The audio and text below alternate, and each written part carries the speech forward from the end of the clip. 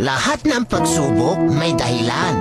Lahat ng paghihirap may katapusan.